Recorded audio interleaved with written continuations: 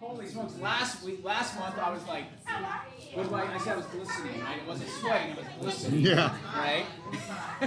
You're on now. Now we're live. Yep. Right, good deal. All right, come on in. Come on in.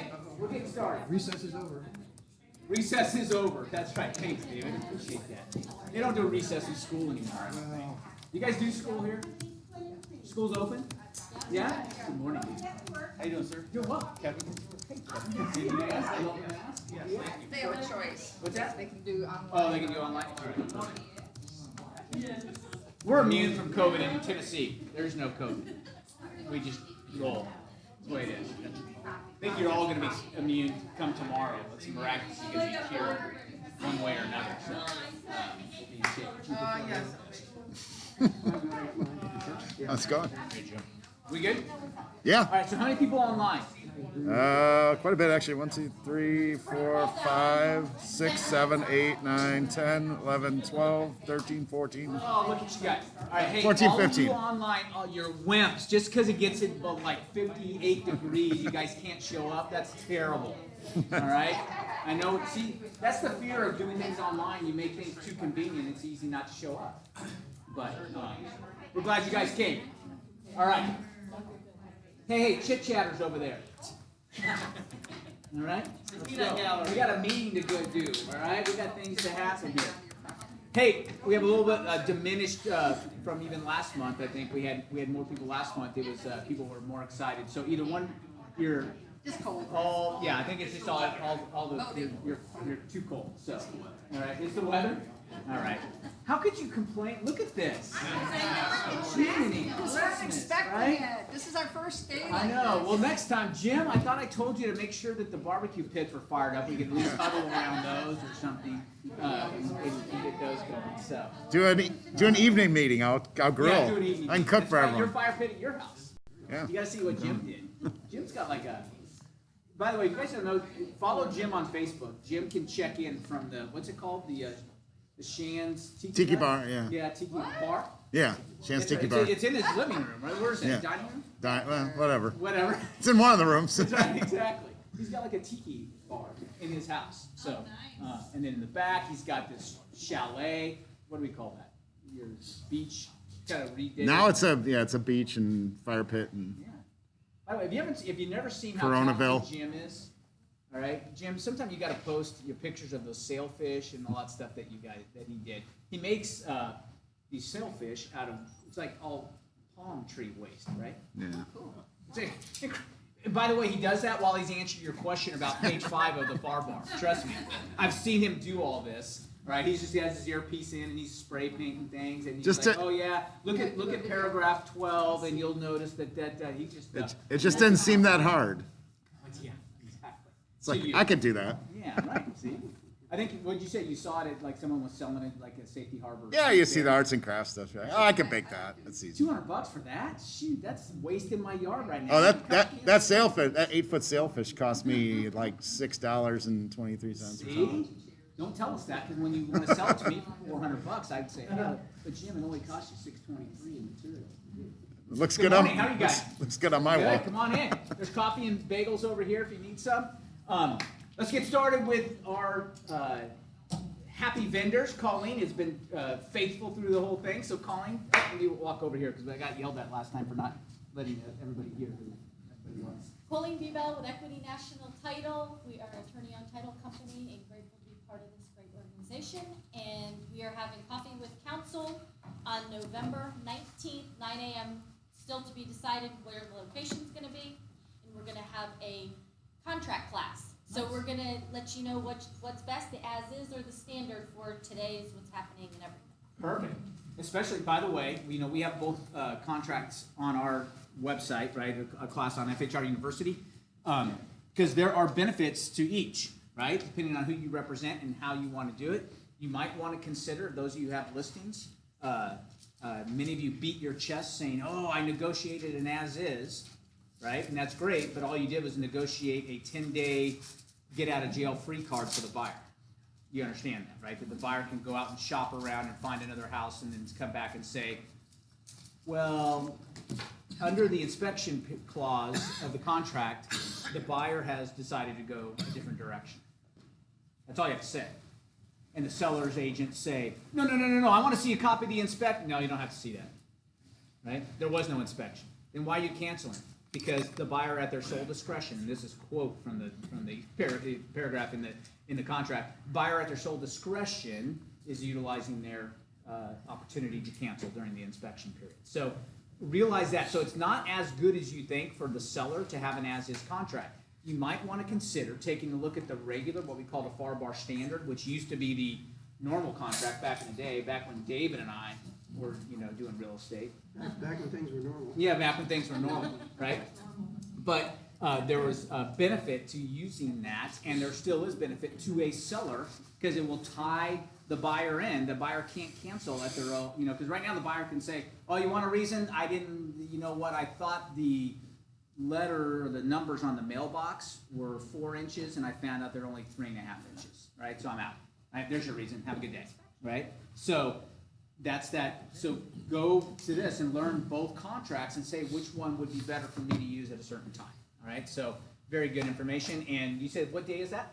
November 19th, Thursday at 9 a.m. If you go on our Facebook page or come get one of my cards, I'll be happy to shoot you an email. Perfect. Location to be determined at this point.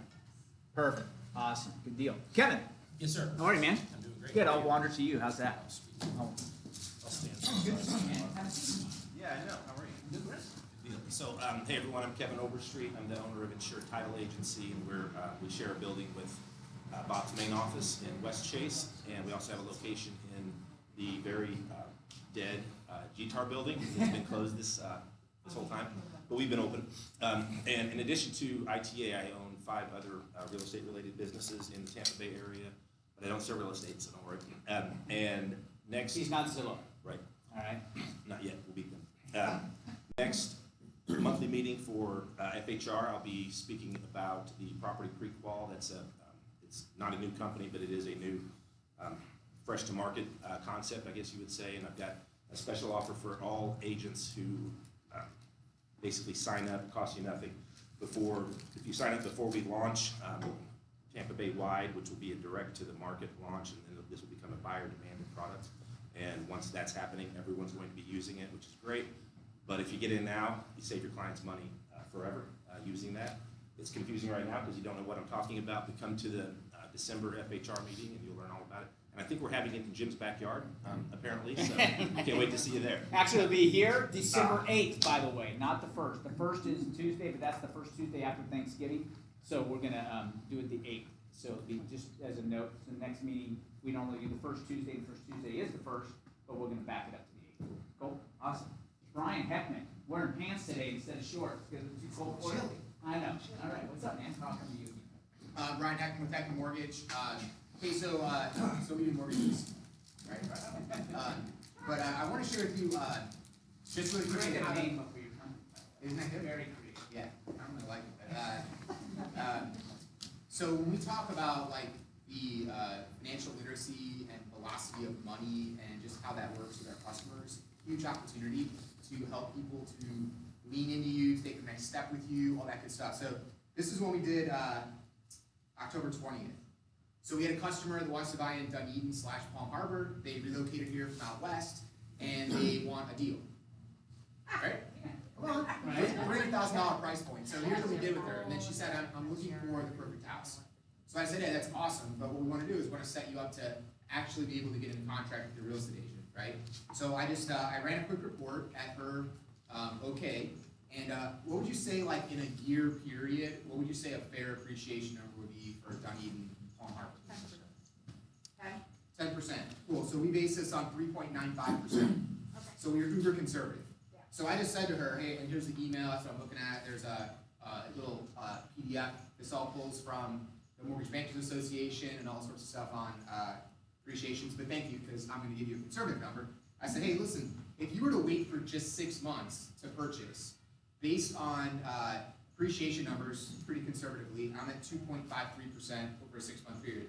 And then interest rates stay flat. Because they're not going to go up, we don't really know, but just flat rates. She leaves $10,690,000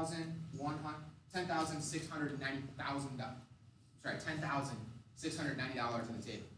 So like people don't think about that, right? So I just said, hey, so what I would do is like stack up $100 bills and just look at that, that's what you're gonna leave on the table by waiting just 6 months. If she waits a year, it's $18,110. That's at 3.95% appreciation, which is probably still pretty low. It's eye-popping when they see this stuff. So this is called the cost of waiting calculator. We use it all the time in helping people get to take their next steps with you, which is ultimately get out and look at property and be realistic, right? So if that's of interest, probably best way is to email me, team@theheckmangroup.com. We can get you set up with the training that we're gonna do. And then this is like a free thing that you can just grab a PDF and talk rough numbers with them so they understand. Awesome, critical stuff, because here's the thing, especially somebody that's maybe made 2 or 3 offers and got beaten out by oh, well, I'm just gonna continue to, well, they're not going down right now, right? And so we know that. If you guys, we're all in the Tampa Bay market, if you aren't, I don't care if you're a GTAR member or a pro member, but if you are a pro member, if you aren't paying attention to those daily stats that come out on it's incredible information. They do a rolling 7-day analysis of year over year. This 7 days, October 25th through November 1st, whatever, 2020 versus October 25th through November 1st, 2019, and take a look at it. And it's great information to provide to your clients because we're up not only in numbers of transactions. I think the last report said we were up about, in the last rolling 7 days, up about 5% in numbers of transactions, but up like 22% in sales volume, right? Which means the price, the median sale price is going up higher than 3.49%, and he's using very conservative terms. These are the kind of things you need to have dialogues with your clients to help them get off the fence and or be more realistic, right? Those of you that are 100K, how do we get a hold of you? Just team@theheckmangroup.com. Awesome. TEAM@theheckmangroup.com. The very uniquely named company, heckmangroup.com. Perfect. So to that end, right? It reminded me, I saw Kevin, 100K, right? We talk about when I just mentioned about being realistic with buyers that are being realistic.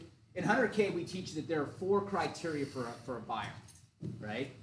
So when I talk to agents, say, oh, I've got, how many buyers are you working with? Oh, let me look. And they go to their MLS Stellar automatic update sheets that they're sending out. They get sent out automatically. They said, oh, I've got 48 buyers that I'm working with. I said, that's great. How many of you showed property to last week? And they said, yeah. Okay? So you don't have a buyer, right? If you aren't showing property this week, that's not a buyer. I'm just telling you, all right? You can pretend all you want. You can lie to yourself all you want. You can get up in the morning and say, boy, I'm really hitting it hard, right? But if you aren't showing property, right, you don't have a buyer. Because here's 4 criteria we have. 1 is able to buy. Do you have it right there? Got it right next to my heart. Is that your 4 criteria? Yeah. Love that. Okay? We got to market those, all right? With that think of. So number 1 is able to buy, right? They've met somebody like Brian and said, hey, look, can I buy, right? Because this is coming from my first weekend in real estate. This is not rocket science, guys. This is back in 1993. I remember it vividly. Dude rolled up on a bicycle, and he said, man, I'd love to buy this home. I said, let's go, man. All of a sudden, let's go. I was like, hop in. I'll throw your bike in the trunk, and let's go. Let's go take a look, right? We started looking at houses, and I got him with a lender. He's like, no. Dude couldn't get a library card, much less a mortgage, right? Okay? So we want to deal with people who are able to buy, right? They're either cash or they've been pre-approved and ready to roll, okay? Very critical, able to buy. Number 2 is realistic/motivated, okay? And when I say that, here's realistic. Somebody in today's market says, hey, David, you roll into my open house. Hey, Bob, nice to meet you. You sound like a really sharp guy. I think you could be the realtor for me. If you run across something that I could pick up for like 70% of market value, let me know, right? I heard it all the time. I'm sitting in these bank foreclosure open houses. I hear it all the time, right? People like, oh, yeah. I say, and at first I'd say, and this is when I had no money whatsoever, I'd still say, yeah, I'd laugh at them. And they'd say, what are you laughing at? I'd say, if I find that, I'm not telling you about it, right? I said, I'm buying it myself. Like, what do you mean? I said, what do I mean? I can make 3% selling it to you, or I can make 30% flipping it, all right?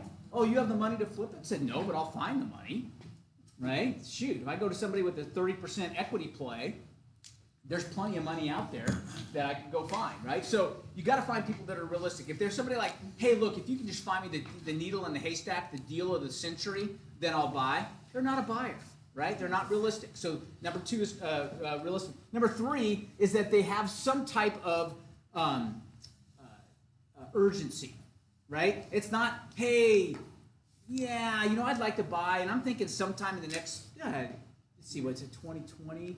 Before 2030, right? I'd like to buy. I'm like, yeah, okay, I got bills to pay before 2030 comes, right? So thanks, but no thanks, right? So they got to have some type. Urgency would be something like, hey, I've moved here. The family's still in Illinois. I'm just living in corporate housing. I'm done, all right? I'm up to here, right? My wife won't come until I find a place. So we got to get out of it. That's motivation. Motivation is, what, you telling me I can save money from what I'm renting and my lease is up in 45 days? That's motivation, right? Not somebody that says, hey, someday, maybe, right? So number 3 is motivation. And number 4, here's a critical one.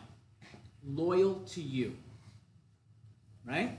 Loyal. So the person who says, oh, yeah, hey, I'm getting those emails on a consistent basis. Thanks so much. You know what? I compare it to the other 4 that I get every morning as well. I'm like, well, you're comparing it. If we put the same data in, criteria, we're all giving you the same list. I don't have this magic list in my back pocket, right? So when I say loyal to you, it's not loyal to you because they signed an exclusive buyer agency agreement. I mean, you can get them to sign those. Don't get me wrong. The next one of those that is enforced will be the first one, by the way. I'm just telling you, right? With the exception, because do you understand when you get an exclusive buyer agency agreement signed, the only way to enforce that is to take that buyer to civil court for breach of contract. You understand, right? It's not, we don't go to the board and, hey, let's mediate this. They're not a board member. The buyer's like, oh, what do you mean board? Board schmort, right? Okay? We don't go, we have to take them to civil court. You're not going to do that, right? Here's the exception. Anybody that does a commercial deal and it's a $32 million commercial deal where the potential commission is north of $1 million, then I'd say hire David, have him write up a real tight exclusive buyer agency agreement for you, and then go to David when they breach it so that you guys can spend the next 6 years in court trying to get your $1 million. All right? But other than that, it's not, by loyal to you, I don't mean that they signed a piece of paper. Loyal to you because they understand that they'd be a fool to use anybody else but you to buy a home. Period. Right? And how do you get that information across in the 48 seconds that I have when I engage with them in an open house? I wish I could have filmed myself back in the day. All right? Just like our current president says, you're so lucky I'm your president. You're so lucky, right? You're so lucky that I'm your broker, all right? Because I can teach you these things. Because I did it, right? I'm telling you, I would go do it again. Drop me anywhere in America and I'd have something under contract in a week. I'm just telling you, I don't care what it is. All right? I would. Because I'd go sit in an open house, I'd engage somebody, and if they didn't meet the 4 criteria, say, hey, look, I really appreciate it, but I got to go meet with somebody who meets the 4. By the way, 3 of 4, eh. All right, 2 of 4, nope. All 4 have to qualify. Now, the other people that don't, we talked about this, I think, last month. If they don't meet criteria number 1, like they're not able to buy, we don't toss them to the curb. If they have motivation and all these other things, but they just got some credit challenges or whatever, we stick them in the crock pot. Right? They're slow cookers. All right? But it's not, I'm not eating them this month. Okay? It's not happening, right? So we're going to put them in the slow cooker, you're going to come back in 45 days, lift up the lid. Oh, 580, keep going, all right? Okay, put the lid back down, come back in another month and a half. Hey, 620. Brian, 620, can you do 620 yet? Yeah, okay, all right, let's let them cook a little longer. What do we get them to, Brian? I mean, they can do 620, but like 640 is really what Okay, now we're back up, and a month later, hey, look, 640, now we actually can get something done, right? But you let them cook, but you're not worrying about that stuff. So the 4 criteria, if you can't remember what they are, talk to Kevin. He has them on a card right next to his phone. All right, get them in. That's perfect. Awesome. But also, to that, with our vendors, team up with people, right? Who is relatively new in this business? Awesome, okay? Do you know that you have a team? People say, oh, yeah, I'm going to deal with a company that I'm going to deal with a team concept of real estate. I say, great, I got a great team. I've got a title company, I've got a great lender, I've got a great home inspector, right? I've got another great title company that's attorney-owned, all these different people that we can talk with that are a part of our team that help us do what we do, right? So you do have a team. Don't anybody tell you don't, because you do, right? It's all there and available for you. So I'm going to encourage you, and that's why these people are allowed to come around you guys, because trust me, we got 1,500 agents. The vendors want to come here, right? They would love to be around you guys, right? And we get calls all the time. Hey, can I get in front of you? Can I get in front? Can I get in front? And the answer is no until you prove that you're going to give value first, right? That you're going to bring something to the table like Kevin does, like Colleen does, like David does, like Brian does, to help our agents grow their businesses, because I want people, these vendors around, that understand that when your business grows, that comes back to them as well, right? So it's a synergistic relationship. So that's why the people that, there is no relationship between any of us other than friends, right? But there's no monetary, spiff coming back to me or anything like that. We're just here to do it. By the way, you love this weather? Yes. I brought it down. I loaded it on the plane last night in Nashville, all right, and brought it down with me, all right. Specifically, Jim hates me because he's like, It's a little chilly. It's all right. okay, but it's As long as it doesn't get any colder. all right. No, I think it's warm enough from here. All right, it's gonna be good. This is So, the peak of winter right that's now. right. This is it. Well, Cool. David. All right, so I leave David because David owns an American Patriot title. I do. All right, and but also is an attorney, very well versed, and so we like to bring David on because this is our. He likes to call it stump the chump, right? Is that what it is, David? Right? Exactly. Okay. But it's a chance to get an attorney on the hook without paying them billable hours right now and ask some questions and get some stuff answered. But you also had something. You didn't tell me that part. What's that? Without getting on, well, anyway. Okay. Oh, yeah. I always tell you about it. Exactly. Send me that got lost in the mail. Checks in the mail, David. What can All I right. say? So you emailed me the other day that you got something that showed up on your bar journal. Yeah, That was a yeah. nice reminder for us. So what do we got? Yeah. Well, let's see. All right. So the secret's out. All right. On the cover of the Florida Bar Journal. All right. We all read this and can't wait to get our edition, right? But on the cover story is the word's out. You wonder when are the attorneys going to figure out when are they going to start lining up to sue the realtors? All right. So trends, prevention, and loss recovery for victims of real estate wire fraud and other cyber crimes. All right. All those attorneys who weren't aware of this phenomenon of cyber fraud, and I'm being a little bit facetious, now they know. All right. So I am on a crusade, and the crusade is to the prevention of realtor bad days. All right. I like that. Realtor bad days. Realtor bad days would be when you get notice that somebody thinks that you, and by the way, our friend in crime here, owe them $300,000, $400,000. All right. The quickest way for that to happen, all right, would be where, and everybody knows it. This is the easy part. All right. A year or so ago, year and a half ago, we all talked about, well, gee, you never want to get involved in communicating, wiring information. All right, realtors don't do that. That is the quickest way. You get involved, you get blamed. Okay, so there was a case in Kansas about a year and a half ago where, sure enough, the broker and the sales associate got nailed. In other words, a judgment for $340,000 because the associate, the real estate Which sales would be associate, defined as a bad day. bad day. All right. Just wanna be clear. That's what Jim makes in about 6 months. That's right. So I couldn't pay Jim. I couldn't pay Jim for 6 months if I had to pay a $340,000 credit. And the response, get in line, doesn't work here, all right? So what we have is a situation where, okay, that was the easy part, all right? So the next wave, there hadn't been any case law on this, but this is, in my estimate, this is where it's going, where you have a client, and let's say you have a buyer, and the buyer gets an email. I know this happens, I don't want to say all the time, but often enough where we need to be mindful of this, all right? Where the buyer gets an email from their realtor, and the realtor says, we talked about that $70,000 that you're going to send to the title company in anticipation of the closing date. Go ahead, here are the wiring instructions, go ahead and send that money. And then the realtor calls later on, and they have a conversation about whatever, and then the couple says, well, we went ahead and wired that money. What do you mean? So, well, you sent that email. I said, I didn't send you an email. All right? That's the sort of scenario you need to watch out for. Here is the absolute crime, and that is not educating your buyers and sellers, because eventually those people in Kansas that assisted with the wiring instructions, that is going to, we would characterize that as, pardon my French, but stupid, because that led to a realtor bad day. You have nicer French than me, but Well, all right. there we go. Anyway, so what we have now is, okay, where is all this going? All right, well, the next step, all right, so among this group, if we were to ask a poll of responsible, intuitive, people who are in this and who know what they're talking about, we took a poll of realtors and said, gee, should you educate your clients on wire fraud? In other words, how it happens, give a few stories, and make sure that they know that, hey, there's a high likelihood that you're going to get an email telling you to wire money and it's going to be a fraud, all right? We are going to make sure you're not a victim of that. I would say a year ago, that would have been about 20% of realtors. Now I'd say it's more in the 40 to 50%.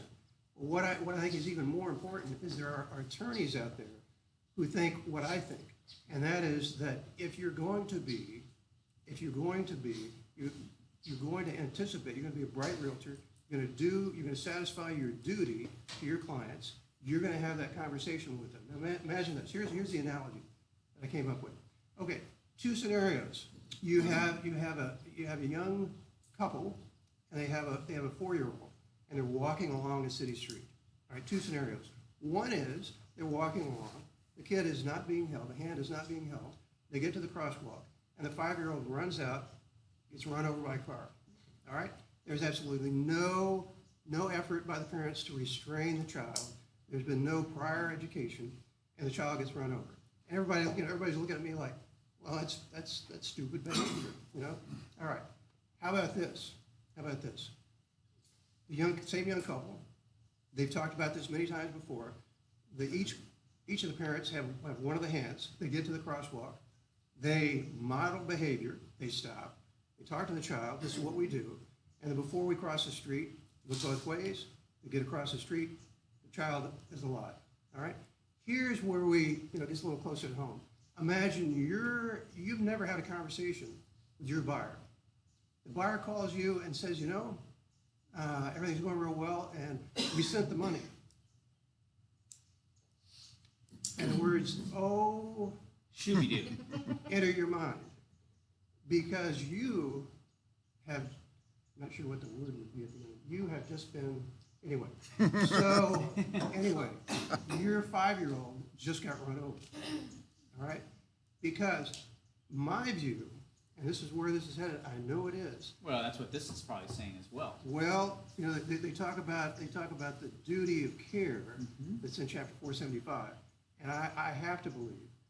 Imagine there is an attorney who has a little time on his hands, and he's looking for, and there are a lot of bright attorneys out there, looking for how to expand the case law. And here's a perfect opportunity. They get a call one day, and gee, I was in a situation of buying a house. I had $100,000. I wired it, and I was a victim of cyber fraud. And then the attorney says, well, did your realtor talk to you about cyber fraud beforehand? No. Did you know anything about cyber fraud beforehand? No. And how did it happen? Well, I got an email, and it looked like the realtor's email. And the attorney says to himself, bingo. Let me ask you this too, David, because we require the wire fraud notice, right? Okay. All right. Great. But Yep. I can see an attorney. Hey, was that amongst like 12 things you signed at the same yeah. time, and they were just getting shoved in front of you, right? You guys understand having a signature on that is going to be helpful, right? Is it going to be a get out of jail and get out of a $300,000 judgment free card? The answer is no, right? Because unless you can document that you had the discussion, right? It's not unlike to your analogy, right? We encourage our sellers to disclose all the time. You got to disclose everything you know. If you know there's a potential tripping hazard in this transaction, you have a fiduciary, all right? An obligation to your client to notify them, hey, look, these other things we're signing, yes, but let's stop right here for a second. Let's talk about this wire fraud notice. Let me tell you a story. Let me tell you about what I heard at the last office meeting. Let me tell you, all these different things. Right? Matter of fact, we should probably just shoot a video, right? And just say, let's stop right now and go on and watch this video together, right? All right. Buyer beware of fire. And same thing with sellers, right? You just, hey, look, give me your information, and next thing you know, because sellers need to be aware that somebody might be hacking into their account and notifying the title company, hey, here's where I want the proceeds sent. right? And the proceeds don't go as well. So we just, and I agree with David, we have a duty, right, to inform, especially if there's something that's known, all right? Ignorance is not going to protect you here, right? And so I'm with you 100%, David, that we have that obligation to have a conversation, not just, and having a thing at the bottom of your signature, and all these things are great ideas, and they can be help, and they can help defend you in the case that we come across this, right? But they're not going to be cure-all, right? Well, the end of that would be, okay, so imagine this is how it goes. This is how it goes. So the claim is made, the attorney files a suit, and one thing leads to another, and the ultimate litmus test, you know, who wins here, and it rarely goes to a jury. But imagine this, your position in front of 6 people is that you had a conversation with them. And then, of course, the buyer says, nope. Do not recall. Do not recall. You know, you signed a piece of paper. Yeah, but yeah, that was, we must have signed 10 or 12 different pieces of paper. All right?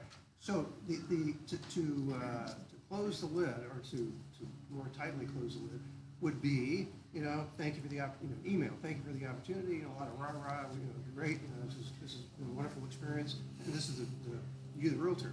And then the next paragraph would be, you know, we appreciate the opportunity. We signed the documents today, and we had that great discussion about, which I thought was great, about cyber fraud, but you know, just I hate to say sink the hook, but just put something in there so later on it's not your word. Yeah. Oh, we talked. I mean, we must have gone on for about 20 minutes. And we show them the video and that kind of thing. This, you know, this I just did a great job. And then the buyer testimony is nope. And who are 6 people on a jury going to believe? The person, the poor people who lost all that money, or the realtor? Just, you know, 9 out of 10 times they're going to believe the victims. All right. So help yourself. Bad realtor days. All right. Eliminate bad. That's our goal here. That's right. And do that by, you know, educating, telling stories. And that'll distinguish you, because they may have had another realtor before, and you know, that realtor never told us about that. All right, that's, you know, a way to distinguish yourself. And then the ultimate motivation is, you know, do you want to be responsible for a 5-year-old being run over? I mean, it's the same thing. It's a great analogy. It really is. Barbara Ann. I'm going to mention something so you don't fall into it, because I could have. I just had a closing. The buyer was from Hawaii, so the closing was in Hawaii for the unit here that he was buying. And the day of closing, there's a 6-hour time difference in Hawaii. They're behind us. So they were supposed to close. He didn't get to the bank that morning before closing at 9 o'clock, and the closing was at 10. So then when he got to the bank afterwards, the title company in Fort Lauderdale was closed. This was a bank, as an REO. And so he calls me and asks me for wire instructions to wire to the title company, because he was wiring the gross funds, the $90,000, from a different account than he put the deposit from that he wired. And it was, I am so sorry, I can't help you. You got an email with the closing statement that had all of it on. And because he had thought, you know, didn't think about the difference in the bank.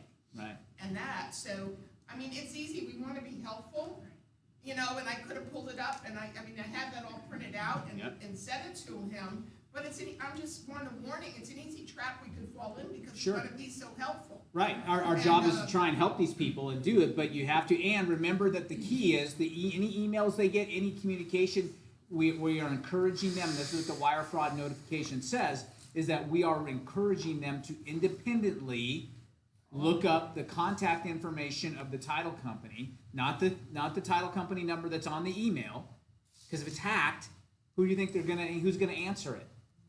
All right, Vladimir. All right, trust me. Yeah, this is good number. You send now, please. Thank you. Right? Doesn't sound like a title agent to me, but no, this is good. You send now, please. Right? I was going to say, my suggestion was, I said, if you can't, just wait till tomorrow, and right at 9 o'clock be there and call the title company, because we still had that, even though it was going to be a you work around it, but without giving away. I mean, you do not open yourself up to be vulnerable, right? I mean, it just think. I mean, it's a sad state, and I'm glad you. That's exactly the way you should have handled it, Barbara Ann. So great job. But it's we have to think. I tell my 17-year-old this all the time. You can't con a con, right? So you got to think like a con, right? Or for some of us, just go back to when we were 17, all right? And think, what was I thinking? Yeah, I'm not buying there, Joseph, all right? Something's not adding up, because I tried that too, all right? And unfortunately, I got away with it, but you're not, because you can't con a con. Kevin? One suggestion, we've actually, at my title companies, we've stopped even from us emailing wire instructions. We text them. Yeah. People don't intercept texts and impersonate us via text. Yeah. Yet. Right, exactly. Right. Don't say that too loud. Vladimir's listening. Right. He's good. Yeah, he's a good text. I also Yes. recently had a title company not do the whole account number, they just did part, and That's they what we call do. for the rest of it. That's We do- great. We do the last four are X'd out, so they actually have to call us and say. That's what are the last beautiful. four. Great idea. All these are great proactive ideas, aren't they? I mean, really, that's wonderful. So you need to call us to get the last four. You'd be surprised how many people get aggravated. I'm sure. You know what? Yeah. But my answer would be, you know how aggravating it is to lose 300,000? Okay, that's aggravating. Yes. When I'm going over the wire prevention, I, talk stories. Just gonna make sure that because they want to hear it online. And, but I always say, I will never, ever, ever, ever, ever send you wire instructions. And if you get something from me, it's bogus. But I had a title company like a week ago send me the buyer's wire instructions, and I ripped into them in writing. Not me. Like, the first thing I tell my buyers, I never will send you instructions. Why are you sending them to me? Yeah. Right? Yeah. You get it right. Chris? So I was just saying, I sent an email out when I know they're getting ready to wire funds. Yeah. And I tell them to never get anything from me. I know you're about ready to send some money. Yeah. And I attach that form that they signed, the wire prevention. Oh, and one more. Here's a reminder of what we talked about. Exactly. That's awesome. That way it's Great ideas. separated from everything else. Because it's big, right? We talked about this probably a year and a half ago, right, when it was more prevalent, and we even had the FBI in. One of our office meetings about 18 months ago, we had one of the lead investigator from the FBI who it was investigating cyber fraud, and his whole thing was, hey, look, here's the deal. The average bank robbery, I think he said, in the United States, they get $5,000. The average bank robbery. Okay, they walk away with $5,000. Okay, the average cyber fraud, wire fraud, is north of $72,000. Right? Where are they going to spend? It's all reward based upon effort, right? Okay, hey, look, if I can do this from my mom's basement, or if I can do it from Kiev, right, and make $72,000 and not have to walk in, and I have to go walk in with a mask on my face and worry about something or packs of money exploding with green dye all over me, right? Then why wouldn't I just go do this instead, right? And so it is a big, big, big deal, right? And it's a lot of information. Dave, Jim. Just a reminder to everyone, there is that sheet on paperless pipeline from the FBI guy. Oh, Tells you what to do if you think you're a victim of wire fraud. Because if you can catch it within 24 hours, right, it's very, very helpful, right? It's not foolproof, but it's very, very helpful. So immediate action is critical when you get there. So any other questions for David while we got an attorney up here real fast? Anybody have a 5-year-old at home? Yeah. Somebody who acts like a 5-year-old? Okay. Don't talk to Jeanette. Jeanette will tell you that I'm the 5-year-old in the house. So we're good to go. Couple things I wanted to cover on this. Thank you, David, by the way. You bet. All right. Awesome. Great information. And good insight from all of our vendors and our other people. Stories are helpful, right? We want to learn from other people's mistakes. That's, there's Proverbs in the Bible about that. Hey, look, don't be, hang around with, nothing wrong with hanging around with some fools, because if you can hang around with fools long enough, you can catch yourself before you do what they did, right? Kevin.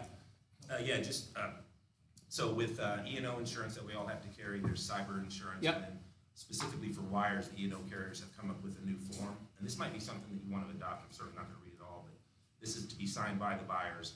We hereby acknowledge the following information. Title agent's instructions will never change. A cyber criminal may try to steal our money through trickery. We understand we are responsible for money sent to the title agent, blah, blah, blah. We understand we cannot trust emails or other forms of communication involving the movement of monies.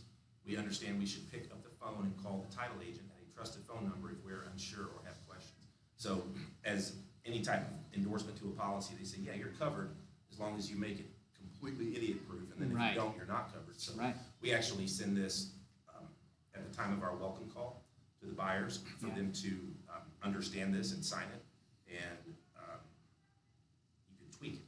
So it's Right, that make it same more type of real language estate or something. related, exactly, and. I'll tweak it for you for December, actually. All right, perfect, good deal.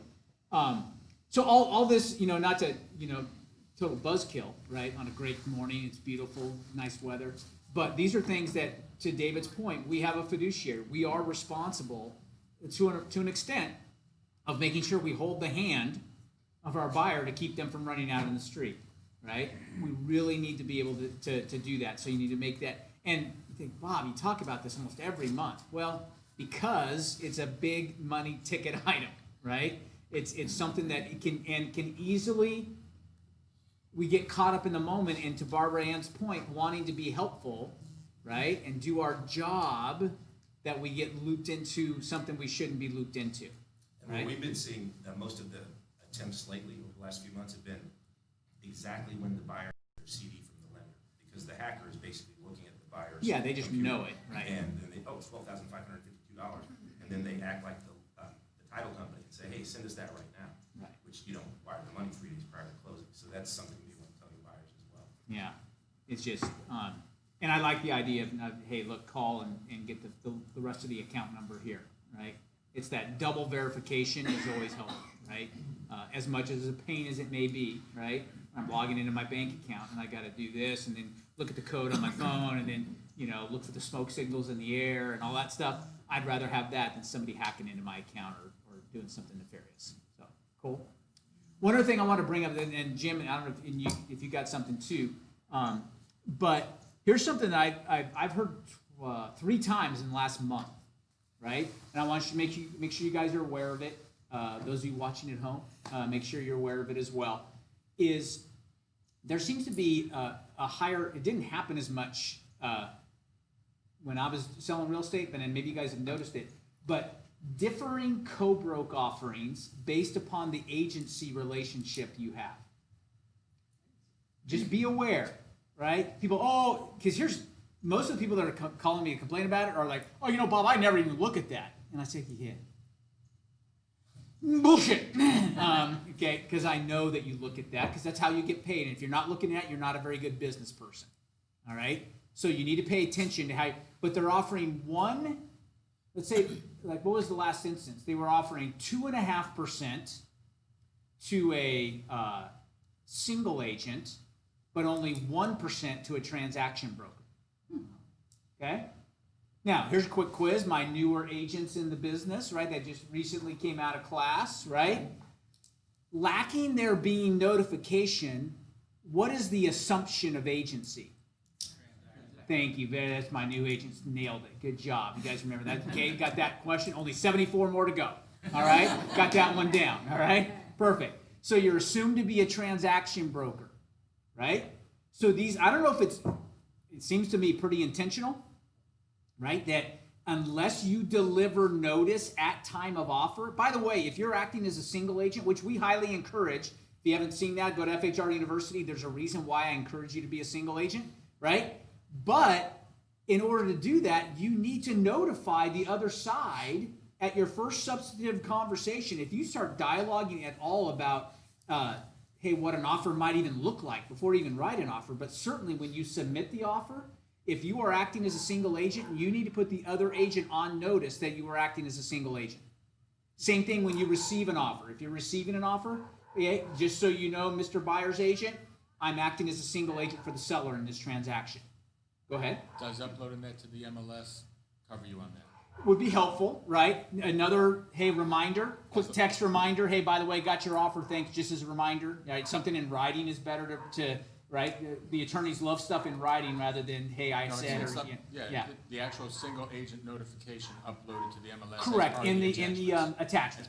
Right, awesome, right? but, oh, I'm sorry, I didn't notice that part, right? So just another quick reminder, again, let's do everything we can. I know it's extra work or whatever, but just to protect yourself, right? But just, and I agree, uploading that when you're on the listing side, right, is what you're talking about. Okay, when you are on the buy side, though, if you want to get paid the amount that's higher, that's being offered to the single agent, you need to notify them, because the agent that called me, I said, unfortunately, I don't think we got much of a situated case here, because he found out when he got the closing disclosure, right, 2 days before closing, he's like, hey, why is my commission only 1%? I thought I was getting 2.5%.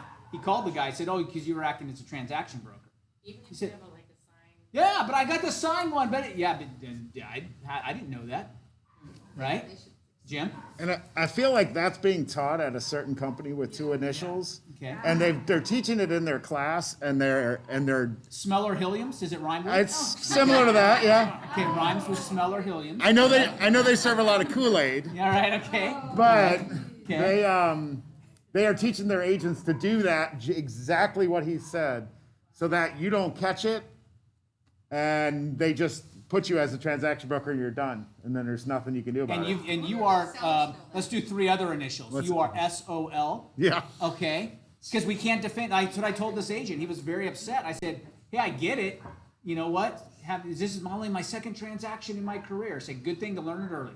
The other thing, Right? Okay. For the next 40 you're going to do in the next, 10 months, all right? Because you're going to come to 100K. I'm going to show you how to do that, right?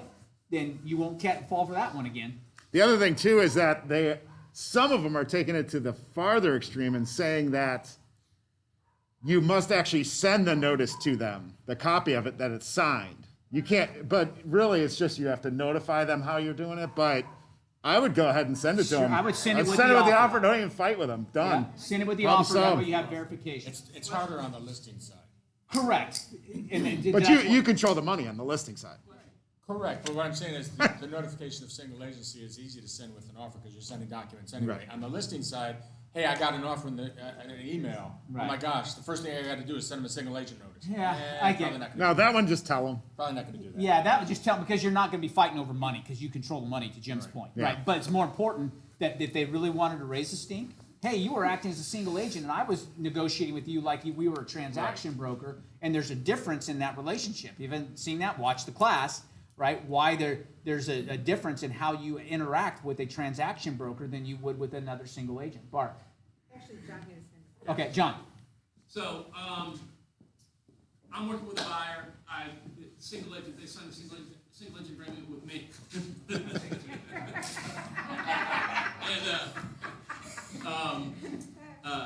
they signed a single agent agreement with me, I'm fine, we look for houses, turns out they love an FHR home. So I transitioned to transaction broker, so now I've got both in my file. Unfortunately, the deal falls apart for whatever reason FHR. So now I'm a transaction broker in writing. Do I transition back, or when I write an offer on a Speller Williams house, do I just send my original single agent with it and say, we're good? Original single agent, you transition back. I have both in the file. I'm Yeah, absolutely. Because and everybody understands, when you sell another FHR listing or your own listing, then you're mandated by law to be a transaction broker, right? You have to, because we're under the same brokerage, so you have to be a transaction broker in that case. But if the deal fell apart, like you said, and now you want to go back to being a single agent because you're now going to sign, or send an offer to another company's listing, yes, you can transition back.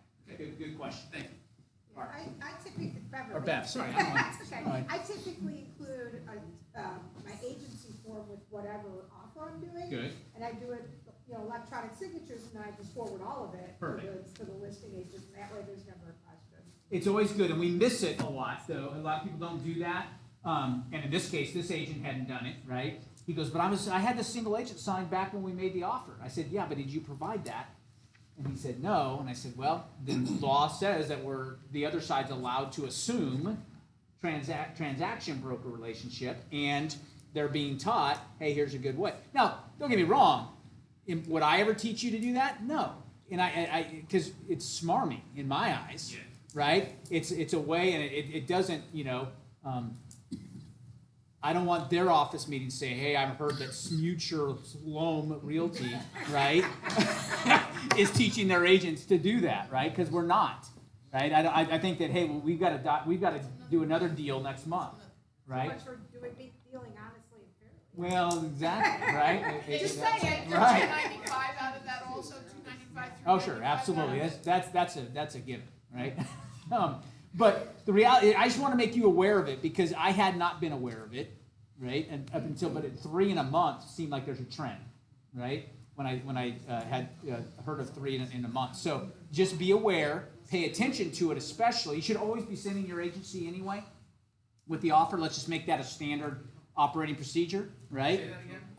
You be sending your agency relationship to. Now, here's a question, right? Now, what if it's flipped? What if they're offering 1% to a single agent and 2.5% to a transaction broker? Transition. Then you become a transaction broker. Have that dialogue with your client, right?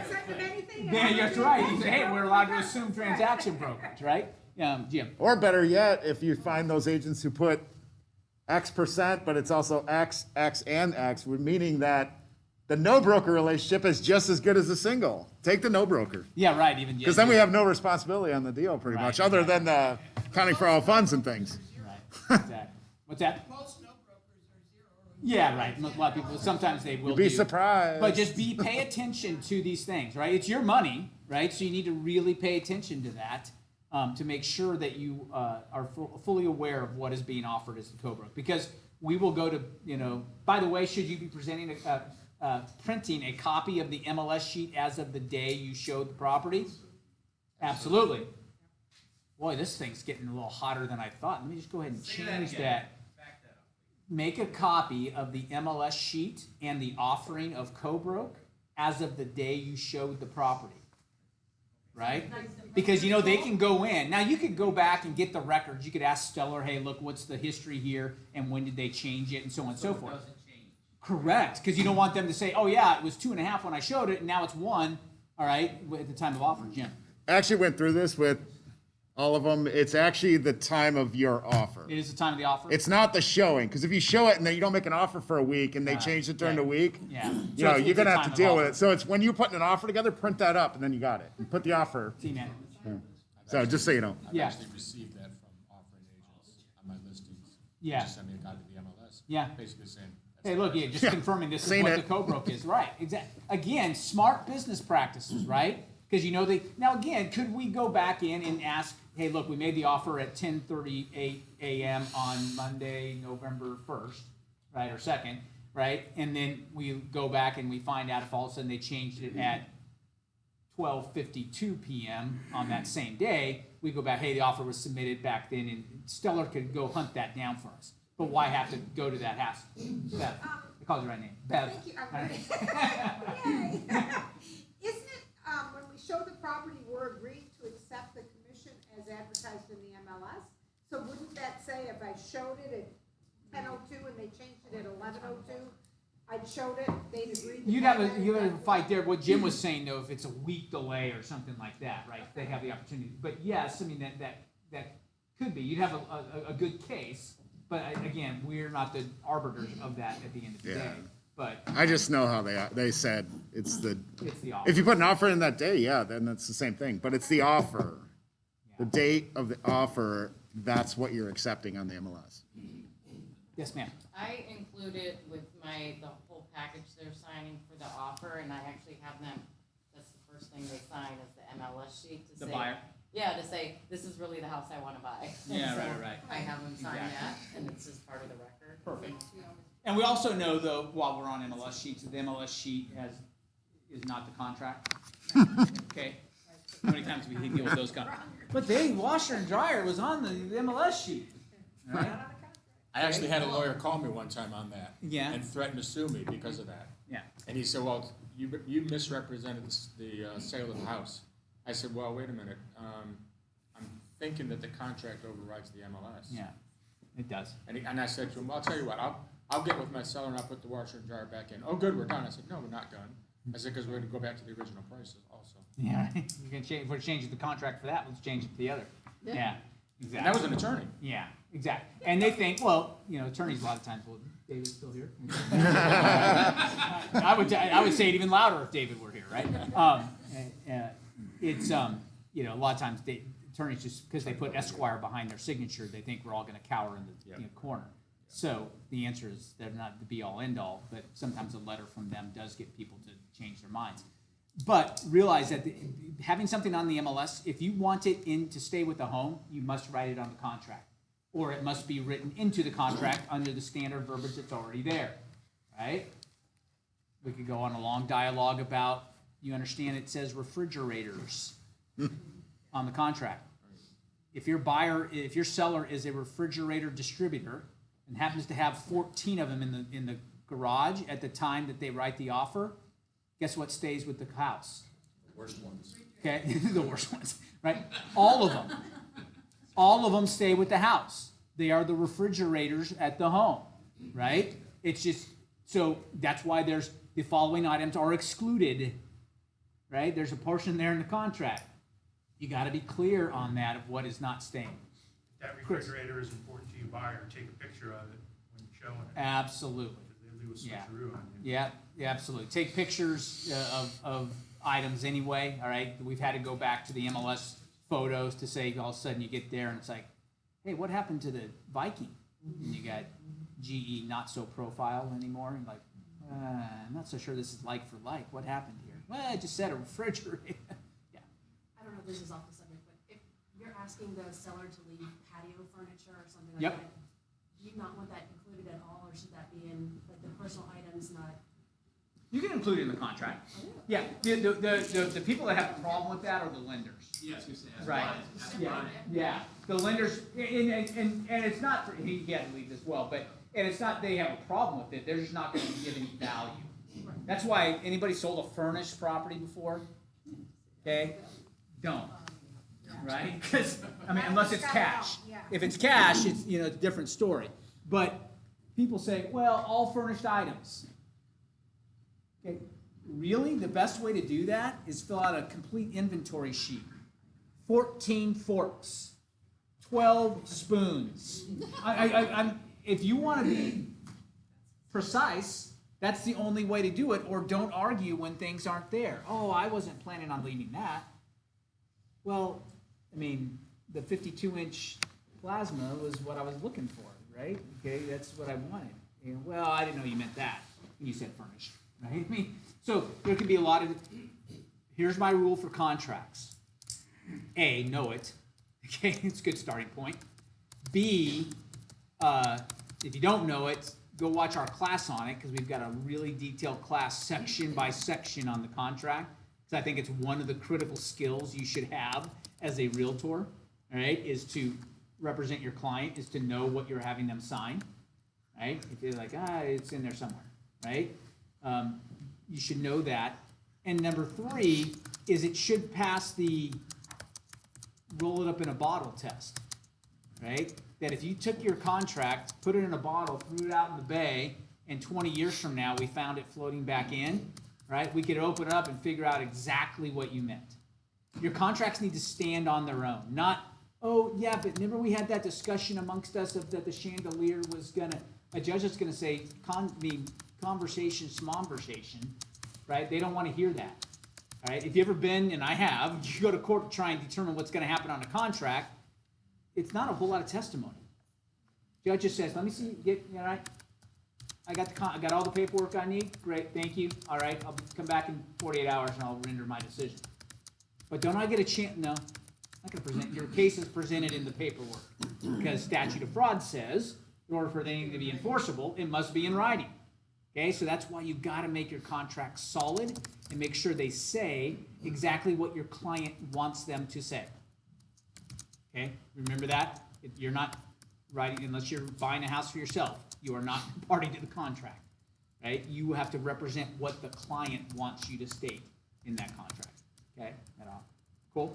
All right, so keep an eye out for those co-broks. That's where this all got started, right? Because I don't want you to lose 1.5%, because it can be significant. Right? It could mean the difference to you paying your mortgage this month or not, right? When you thought you had money coming in and all of a sudden it disappears on you. And unfortunately, it's an indefensible position, all right, if you didn't do the things, you take the steps you needed to take to get that done. Numbers are great, by the way. You guys are killing it. I just can tell.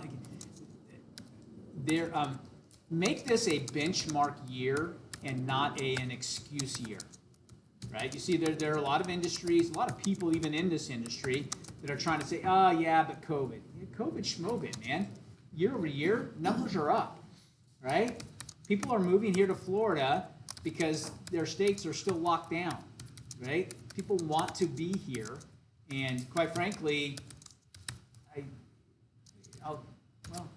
I'm not as nice. I'm certainly not nice in 100K because I tell them on the front side they don't pay me to come to class, so I'm not fearful of them leaving, right, and asking for a refund.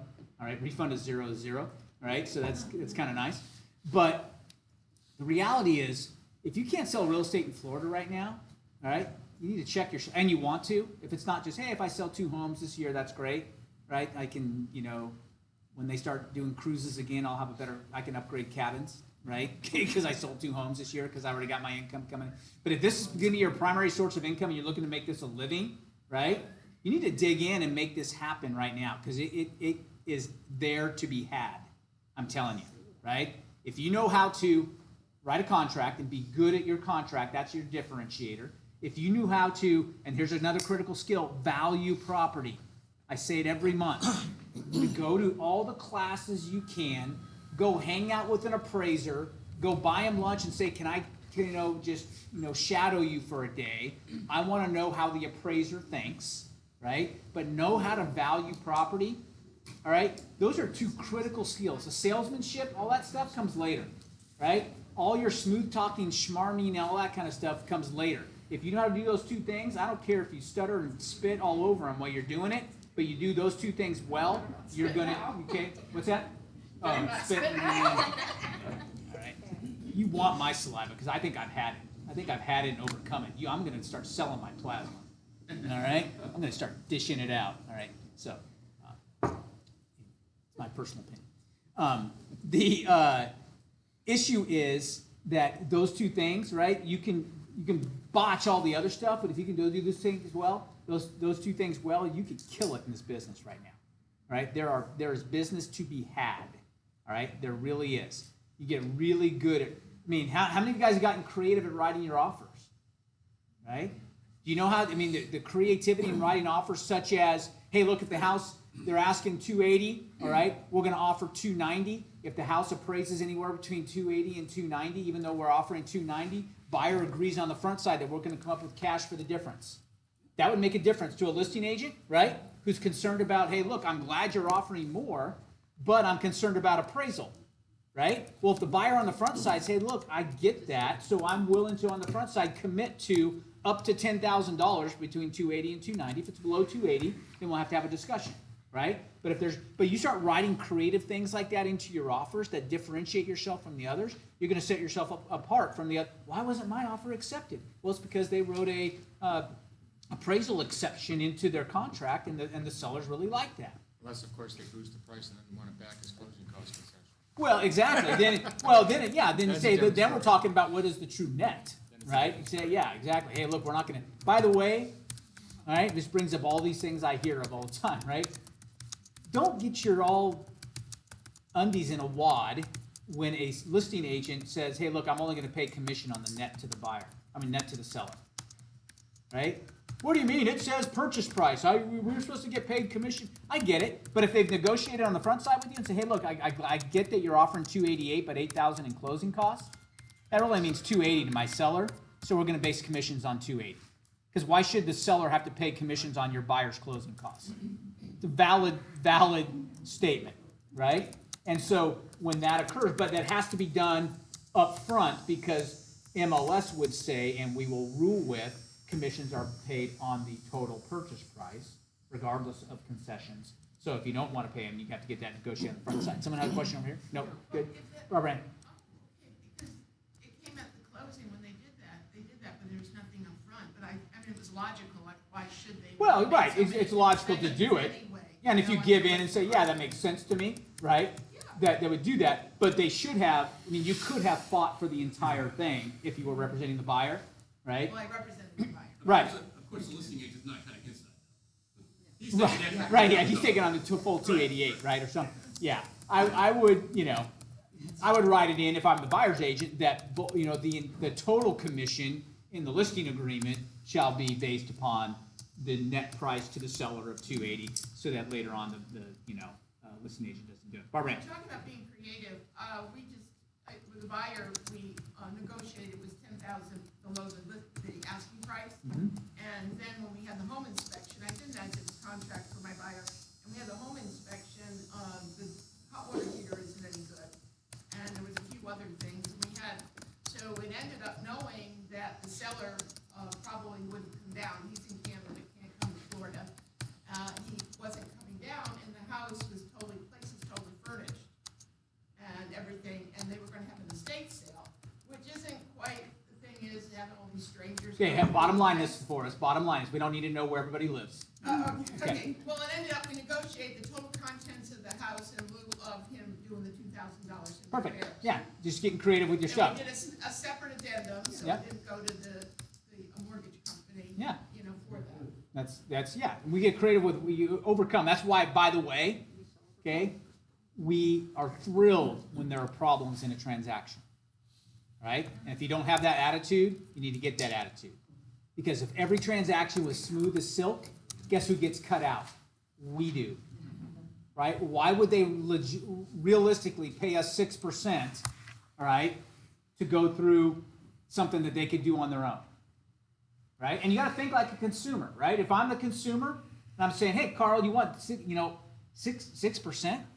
And don't ever forget this. I say this most months as well. 6%, you say, oh, it's only 6%. My commission's only 6% of the purchase price. Right. But it represents 100% of the equity they have in the home. Right? So it's only 6%. Yeah, but they're walking away. They're like, dude, I'm the one that fixed the plumbing on my own because I couldn't afford to hire somebody to do it. I'm the one over the last 6 years that did all this and put the kitchen in on my own, and you're telling me I'm going to walk away with $4 and you're walking away with 18,000? That doesn't feel so good, right? So don't ever forget that. We kind of get flippant sometimes about the money we make in this business, and I know you work hard. I'm not trying to dissuade you of that idea, but also think like the consumer. Right? Those are the best agents who think and remember what it's like to be the consumer and understand what that represents, all right, and how that all might transpire. And that's why it gives us some sense of like, yeah, it makes sense that we're going to base the commissions on the net price, right? I get that we're jacking the price just to make the deal work, but why would the seller have to pay commissions on that, right? All those kind of things help you to be the kind of agent that gets 5 deals out of every deal.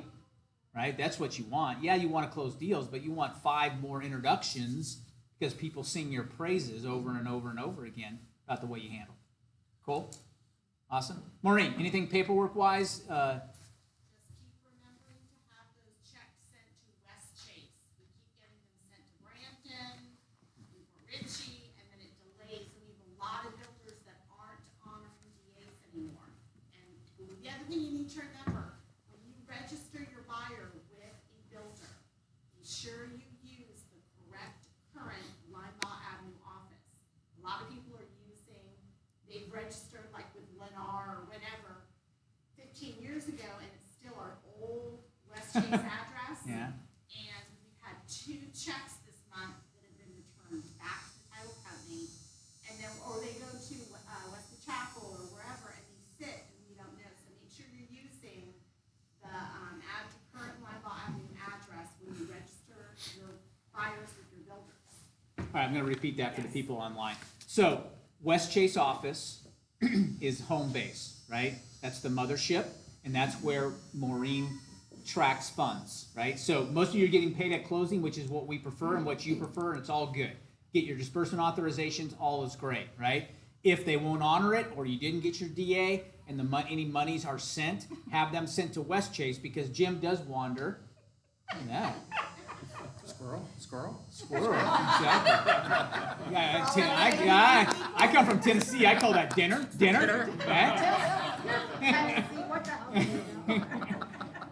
That's some good eating right there, Tennesseans, right? I'm telling you. All right. You know what happens when you get 9 Tennesseans in a room? Full set of teeth. Come on. All right. What was I? Oh, money, right? Jim wanders around, okay, squirrel, exactly. Jim wanders around the offices and he checks the mail, once every 2 weeks or so to each office probably with commitment. Pretty much every week. Yeah, pretty much every week. We'll say every 2 weeks to be, for sure. And so it eventually may end up there if we get them, right? But if you want to expedite that, you need to get it sent to the West Chase office. That's the fastest way if you're not getting paid at closing. Once again, get paid at closing is better anyway, right? Quick little housekeeping thing. Remember that if you don't get paid at closing and the whole check comes to us, we have a 7 calendar day, 5 business day hold on those. From processing. From the date of, not from the date of closing, from the date that we received it and it was deposited in our account. The reason is, we have, believe it or not, we've had title companies bounce checks to us. All right? Okay? Not you guys, right? But title companies have. We've had title companies put a stop payment on a check because something went right. Or they have positive pay on their account like we do, right? And they happen to miss the reporting period, so it got bounced back. And we got caught where, hey, look, we got a $22,000 commission check. We paid out $21,750, all right? And next thing you know, my $22,000 is no longer there because they said, you know what, that was an insufficient check. And I go back to the agent. They're like, yeah, at $21,000, I might have $100 left of that. All right. So we've now put this. We got to make sure that check clears to do it. So it slows things down from your perspective immensely, right? So you want to make sure that if at all possible, you get paid at closing, get your DAs, and get everything done. Cool. Anything else? Any questions I can answer for you? What's that? Oh yeah, don't forget holiday party / Christmas party / Kwanzaa party / what else? I don't know what else. Whatever it is. We're covering everything? Got everything covered? All right. Non-religious, I don't celebrate any holidays. Party, come on, just a party. All right. You're welcome. December 10th. We said the next office meeting here is to be December 8th. That's a Tuesday. December 10th is a Thursday. Feather Sound Country Club. We're going to be outside, socially distanced, tent there, kind of hanging out. It's our usual spot, but we're going to do it a little different way. Just if you want to start gathering, we're going to do kind of a, since it's going to be poolside or outside, it's going to be a little more of a tropical theme, little island Christmas. All right? So what's that? Do not have to wear. Jim is wearing his puka shells, so are those going to come out? Maybe. Puka shells are coming out. Whatever, and you can wear anything, but if you want, we're just going to be real casual. So we usually do kind of holiday casual, but now we'll just be island casual. All right, so that means also, if you want to wear a grass skirt, go for it. All right, you're all welcome. I might. You never know what you know what depends on if it's open. If it's an open bar, and you never know what I might end up with. Just kidding. All right, cool. It's like 2 to 5, right? That's what we usually do. Yeah, it's 2 to 5. So it'd be there's a nice little lunch buffet. We have it. They're going to socially distance our. It's be a manned buffet where they're going to be, instead of you grabbing in, pawing in there with your own grubby hands, they're going to be serving you with what you want in the buffet. So we'll take care of that. 100K, we meet tomorrow night, right? We got a couple sessions left before the end of the holidays. So tomorrow night, 7 p.m. for you 100Kers that want to be on there. If you haven't been to any of the others, this will be our 4th session. You're welcome to join us still. Look for the Zoom link on our calendar. FHR calendars there. Check out FHR University. Check out our calendar. Check out our preferred vendors on our website as well. Anything, Jim? No, I'm good. Good. Keep sending Jim names. People keep growing. We continue to grow. Anybody who thinks that, hey, that whole $22,000 check where I made $21,750, that's not just a story. That's true, right? You keep all your money here, or almost all, absent of $250. So keep telling your friends about that, and we appreciate it. It's great to see everybody. All right? Go out there. All right? Have a great day. All right? Take some bagels with you. Take them home. We'll celebrate the victory for your candidate, whoever that might be. What do you do for being a sponsor?